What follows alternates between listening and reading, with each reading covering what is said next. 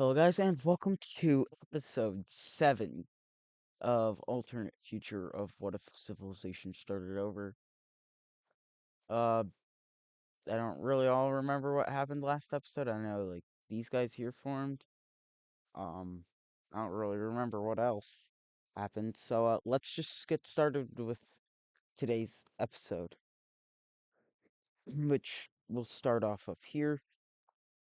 We see a certain somebody is kind of mad that they lost a lot of their land. And they happen to have somebody to the south of them who's also kind of mad that they lost some land. So we see, firstly, what we see happening. Um, we're gonna come onto this layer. All right. Um, so all of hold on, I have to be on the right layer first, don't I? All right. Copy that and erase everything.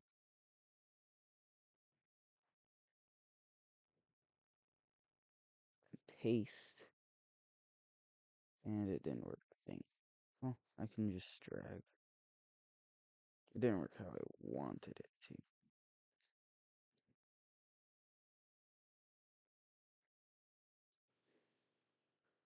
Alright, so that's better.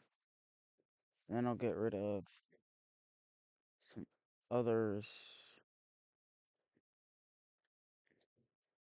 I probably should have done this before the episode started, but oh well. Let's turn that on. Uh, there's no one else in this alliance. Same with that one, so those are just disbanded. I'm also gonna disband that one. And India's economic alliance is also disbanded. They kinda had to leave, as with them, and they also left. So we see a new thing happening for the Unitarians. Um, Firstly, we're gonna do some alliance stuff. So we see a couple new countries joining their alliance.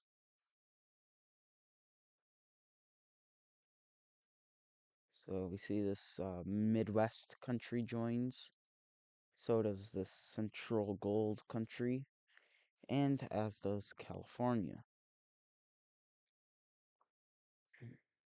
But we also see that this will spread to all of the Unitarian countries, which is just two others. Alright, so now the Unitarians have expanded a bit.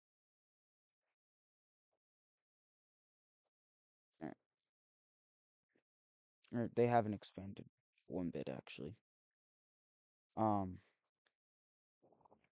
but all of the alliances in the world were pretty much disbanded, but some of them actually did kind of stay. I just wanted to make things a lot easier.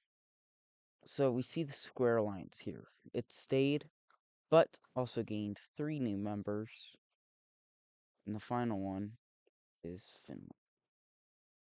However, um, down here, Caucasia, they had also wanted to join, but then a bit of a better opportunity, if you'd call it that, popped up, and we see a very large circle alliance popping up here in Mesopotamia. As it turns out, heck, it kind of existed before. Um, However, now much more countries are joining this. And what do you know? Mesopotamia is becoming united. They're pretty much one country. All of them except for one are in the same economic alliance, or all except for three are in the same economic alliance.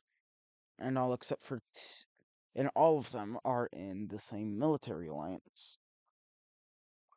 I mean, like the only exceptions really are some of the Crimean land up here and the Greek land, and also the land in Libya and Italy, and then Ethiopia in these two countries here. It's actually a bit less than I thought, but hey, they also kind of gained land up here, so, and also even over here. All right, but now what I was kind of going at earlier,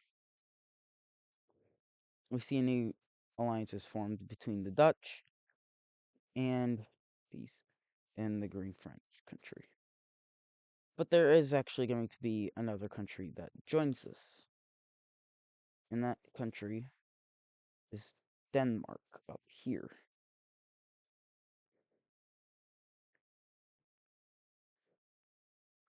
But Denmark isn't really serving much of a purpose in this alliance.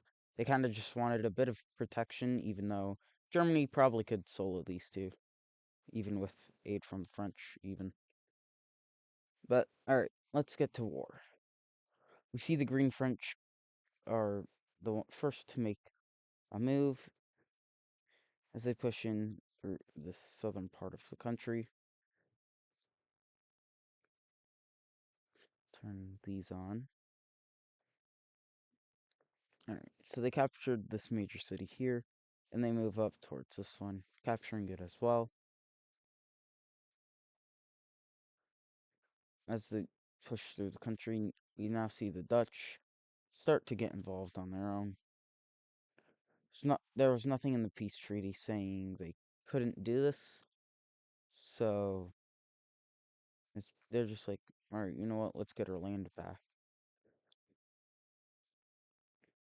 Um, I think most of this was actually from Green France, but you see the Dutch capture the capital, uh, and then the rest of the peninsula is split decently evenly, although it is more towards the Dutch side of things.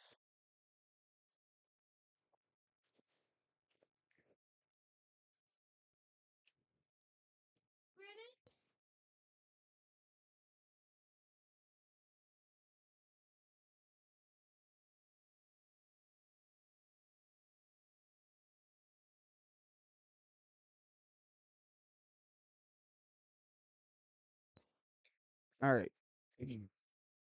So now we move on.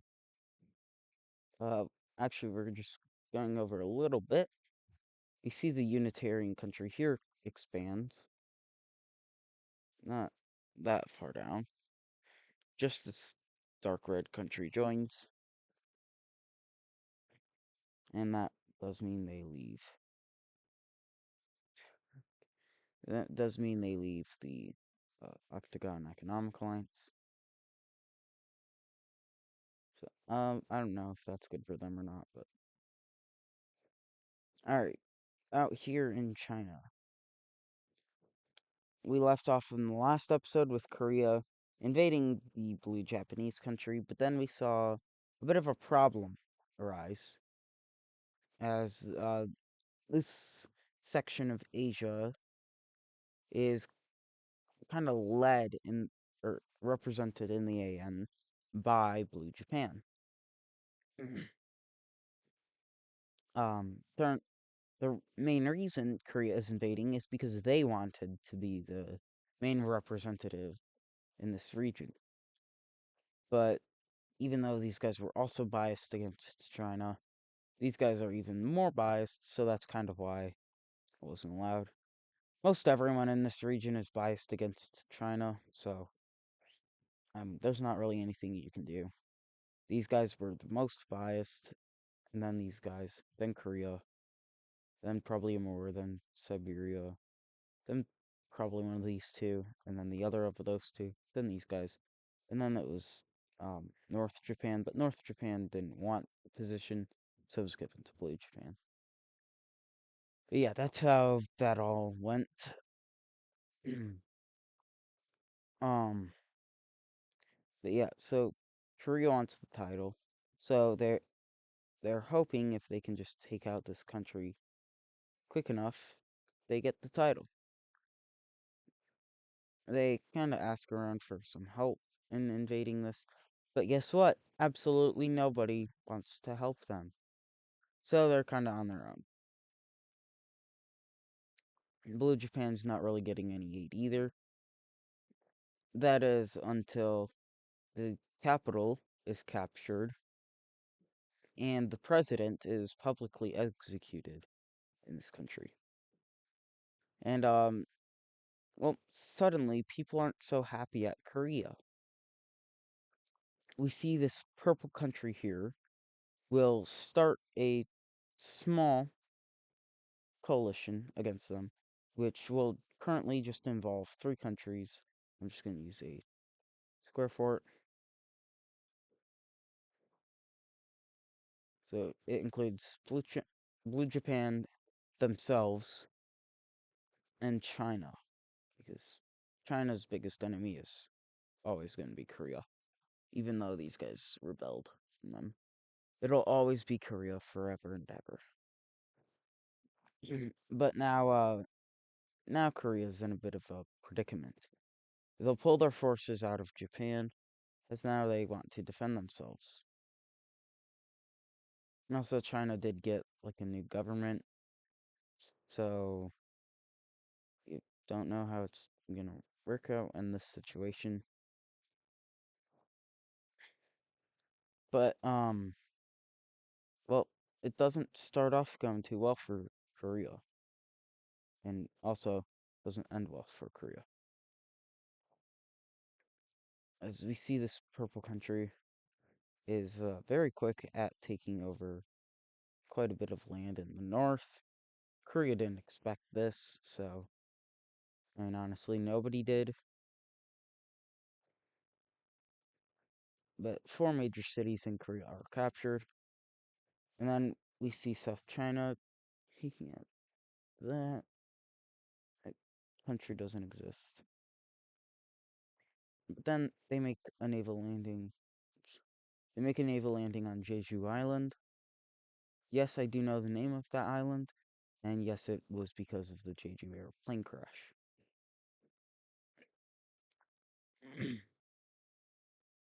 But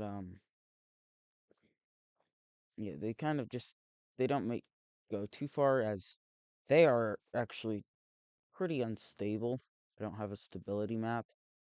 But out of every country in the world, they're among the more unstable ones. There's definitely others that are more unstable, like Brazil. But all right, and now we see Japan also will make their own naval landing in Korea. Japan doesn't want any land from Korea. They're just here to stop Korea from invading them. But as it turns out, Korea happens to have some friends of their own. So I'm gonna make a new layer for after this. But red is fighting against the coalition. Blue is the coalition against the country. So you'll see these more often, and I'm gonna make a coalition layer. But you know who Korea's friend is? Well, there's not just one, but two. These guys don't really support Korea's idea of killing the president of the country, but well, Amor thinks they can get some access to the LC, which could be very beneficial because now they don't have to go around the Korean Peninsula. um, and then for North Japan, well, they could definitely use a population boost. So that's their two reasoning for joining this. And also, Amor was like Korea's best ally. All right, but now with him, Amor helping out, they are actually the strongest country in this war. Well, second strongest actually. It does so happen that China is still actually very strong in this region. Um, Other than South China, of course. South China is the top 10 power, which we'll get to after this. Um, but so Amur is able to help Korea recapture some cities in the north, which will allow for Korea to focus more on the south. So they push in, capture this major city here, and then eventually Japan's pushed out. Not like it took very much at all because Japan and is fighting their own front line up in the north, or their own homeland front line. But the Korean leader is kind of egotistic, so he forgets about the Chinese invasion here, which does allow for it to capture quite a bit more land. And what he does is he chases Japan's navy back to the homeland, making another landing right in here, moving down to take these islands. He does take over this whole island using pretty much all of his military, leaving the Korean peninsula pretty undefended. However, he does once again capture the capital for Japan. Then he moves down to this island, moves up to capture this major city, and Japan's pretty much already fallen. So Korea's kind of happy now with that, but Korea's Korea's um, very egotistical leader has definitely made probably the biggest mistake in history. Well, one of, as they just let the capital be captured. China made another naval landing up here that went undetected because he thought that his navy was the best. But now, seeing as these guys might fall, Korea's gonna pull out, or seeing as they might fall, Korea's gonna pull out from Japan. They're gonna stay. They're gonna keep a bit of their navy over here to hold out on these islands, but they pull a lot of their actual military back. They start fighting against the southern Chinese invasion, also retaking that island. It was already retaken. Alright, Jeju Island still stands as a major Chinese stronghold in this war, and the capital is still captured. However, parts of it and most of, or parts of the capital are still, or are back under Korean control. Back up here, Amur has pushed its forces back down, and almost every Korean major city is captured, except for the one which I believe used to be the Manchurian capital. Amur kind of wanted this land after World War V ended, but now they're going to start their own invasion of this Yellow Sea country, which I don't know what to call them. Um, but they meet up with the Yellow Sea and have captured two major cities along the way. Alright, but we'll come back over here because I forgot to do a peace treaty. So let's take a look at what that looks like. Alright, so here we see what the peace treaty looks like. It's actually really simple. Green France gets all of that, except...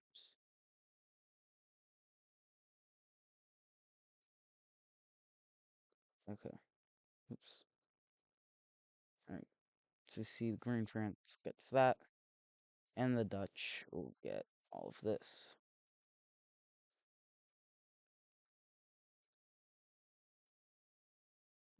They also do get this here. Alright, done. Capitals layer.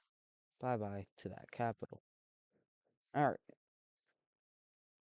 But we do see some countries across the world, like Ireland and Germany, they condemn this action, saying you shouldn't have done this at all. That wasn't very kind of you. Uh, you're supposed to give up land here for a reason, especially you, France. But France doesn't care. Also, I'm going to erase this capital. Alright, but these two will have their military ready still. Alright, now we get back over here. Oops. Alright, Korea has successfully pushed China out of their capital. However, there's still naval bombardment all along the capital's coastline. This major city is also recaptured. And Korea is now, they're gonna really just, they're gonna use their navy to hold out along all of here, pretty much. These guys are kind of focused on with Amur. Japan is focused with the other Japan, and China and Korea are kind of at it. So this war is actually pretty even.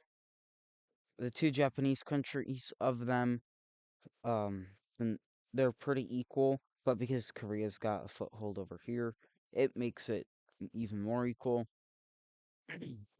Amur and this Yellow Sea country are also relatively equal in strength. However, Amur has the upper hand here. And same with China and Korea, although as I've already said, Korea or China is the stronger one. So Korea sees this war as just going into a big stalemate. So what they do is they will go for one last big push and tell their allies, if we can get Japan out of the way, then we're done. Then this war is over. So they tell them where to mobilize what little navy they have. They take over. The Koreans themselves take over about all of this. We see uh, this northern Japanese country. This northern Japanese country, they will take over quite a lot as well, taking all of this land here. And then we actually see a more does manage to use their navy, which Japan somehow didn't know they had this strong of a navy at least. Um, it really just it's really just because they're using a couple Korean vessels. That's the big reason.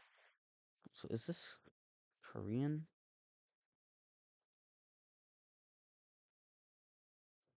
I think that is. I'm gonna call it Korean. I don't know if it actually is or not. But it is now, so. Alright. So now Japan is out of the way. So we see North Japan is going to be the one that kind of holds all of this together.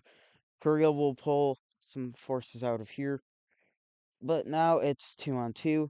And versus these two, it's pretty much neck and neck.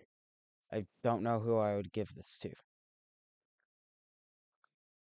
Both both sides have an invasion into the other side. However, Amor's is bigger, so maybe I would give them the upper hand. But China is actively attacking the capital of Korea, so I don't know. Who do you guys think is stronger here? I already know who's winning the war, but of the current sides, which one do you think is stronger?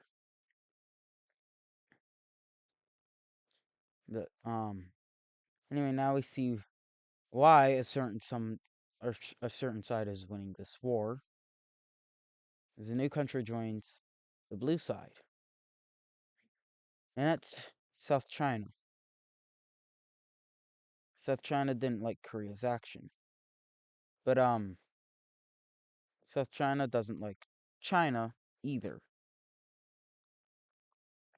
Um, so, but seeing as this is uh, pretty unfair, and South China is now sending their military and navy up here. We see someone else getting involved who once controlled these lands. And it's not just one someone, it's actually a decent few someones. So we see three more countries joining on the side of Korea, but that will end it for the war over here. We do still have a couple more events this episode. Actually, the first one still staying on this layer. We see yet another military alliance is popping up. This time it will be the Trapezoid military alliance. And it's kind of just a defensive alliance.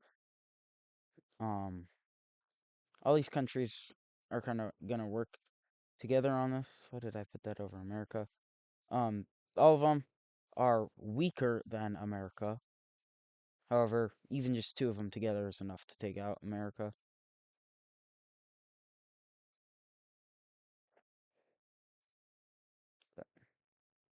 They also are all countries bordering America. And then we see yet another military alliance pop up because America is now extremely scared and they want some help of their own. Who do they get? Mexico and Mexico only. Yeah, this in a fight this is going to be very unfair. However, one thing that does help America out is the Caribbean nation doesn't really want a hold of this territory. Texas was kind of asked, "Are you, would you take it?" This Texas is still kind of setting themselves up fully, so they say no. America's not allowed to take this back for a while, but this land would also really help out in a war scenario. But now they don't have it, so we see this new. I don't like that color. It doesn't fit there quite as well. Do like a magenta color. How about that? Yeah, that's better. Maybe. Dude, a bit purpley magenta. That actually that's worse. What is that? That looks a bit better. All right, that'll be it. Or do I want the first? I want the first color. Yeah, I like that. All right, so we now see Florida exists as a country, and decently soon, their capital's done. Whoops. Um, but decently soon, America would be allowed to take any of their lands back. That's kind of why these countries made the alliance, because they were all afraid America was going to invade them. But they could just work together to stop America. Anyway, yeah. All right. With the aid of Mexico, we don't really know how well this is going to work out. It is definitely more towards the trapezoids, but it could go it could go in favor of the diamonds if Mexico is able to take out the Caribbean nation first. But all right. Now, Unitarians, they had just they had just gotten a new country to join up with them out here. And now we see that happening yet again. So we have two, well, not two, but three countries joining Unitarianism. It also looks at an alliance. three countries. Alright, that's different. Alright. Ethiopia kind of had a history of um, doing something not very good, and those effects still remain down here. Um, Everyone's kind of more united down here. It is a bit harder up here for Unitarianism to take effect. I do have to also add the Unitarianism onto here. It's not even, doesn't even, oh dang. Alright, I still have to add Unitarianism on here, but dang it. But yeah. So these guys leave their own economic alliance. Also, all three capitals are put aside right now. They're gonna debate on a new one, and that debate will happen as I do this. Alright, so join here. And now there are currently four major cities that are thought of to be capitals. The first one is right here. I'm gonna do something different.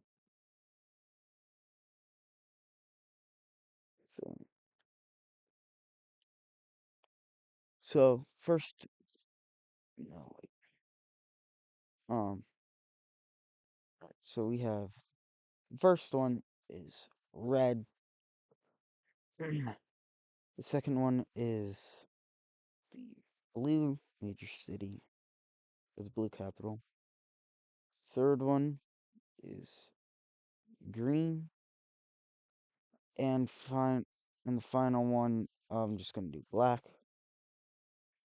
It is this one right here. The first one, they do more, they do an elimination style thing.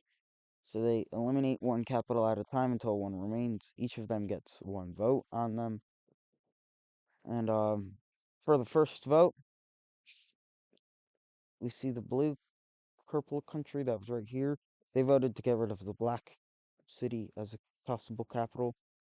The green country voted not to use the blue major city here, and Ethiopians voted not to use the red. So they're kind of debating right now. But eventually, we see the green country will decide on not using the black one. Then these two vote again. Uh, they each vote. The green team votes the green one. The bluish one voted the blue color, and Ethiopia still doesn't want to use the red one. So we see other countries that are also Unitarian will kind of help decide on it. And eventually it is settled on which one will not be it. Ethiopia has been persistent with this one, so they aren't going to use it to reduce instability.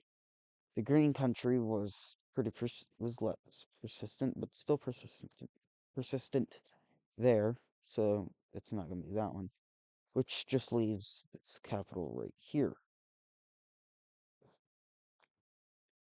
So that took a while, and these countries don't really agree that this should be the capital, even though this is the one Ethiopia wanted, and actually it was also the one this country wanted. Well, these guys wanted this one, but if they had to choose between these two, they chose this one. All right. So, um, yeah. All right. Now we go to our last event of the episode, which involves three countries, actually. Caspians, Pink Team, and Caucasia. Mm, Um, oh, yeah, so these guys are a dictatorship. Everyone are, those guys are. Pretend they're not a monarchy, even though they are. They don't really care about a monarchy much, but they do care about dictatorship. And something that kind of happened with this dictatorship is biggest ally lost World War V, so not very good. Not very good at all. And these guys, they're not very happy that they don't have a defense system. Um, and that's clear when the dictator of the country orders a bomb strike on Caspia. I mean, all three of the countries they border are stronger than them, so there's not a good point. But the bomb, the bomb hits this major city, and Caspia is angry, and they call for the dictator to be removed. Caucasia has long been waiting for this moment, and well, if somehow somebody actually decided to come to the aid of these guys, uh, these two could use some help depending on who it is. Nobody will come to the aid of them, because why would they? So we see Caspia is pretty harshly invading this country. And then Caucasia will get involved on their own. We don't really see the pink team doing much at all. Caucasia does capture the capital, and then they wrap around the coast, meeting up with the green team. And yeah, now it is claimed that they're just doing this to take out the dictator of the country. And actually there doesn't really seem to be an ulterior motive. Although if we know anything about Caspia recently, they've been a bit expansionist. Well, somebody wants to revive their great empire, maybe. But uh, we see the pink team will end up capturing this land here. So they're at least getting something. But we'll take a look at what the quick peace treaty for this will look like, and then that will do it for the episode. Alright, so here we see the quick peace treaty. It really didn't take me long to come up with at all. Caucasia gets this land here. They wanted the big province that's right up there, but Kazakhstan actually kind of followed what they were supposed to do and just draw up a peace treaty for the country and remove well, there wasn't supposed to be a peace treaty at all, other than um, they removed the dictator from power. That was all that was supposed to happen here. But somebody's land hungry, and somebody else. I don't know. They just maybe the Caucasians wanted land too. Don't ask me. I definitely don't know.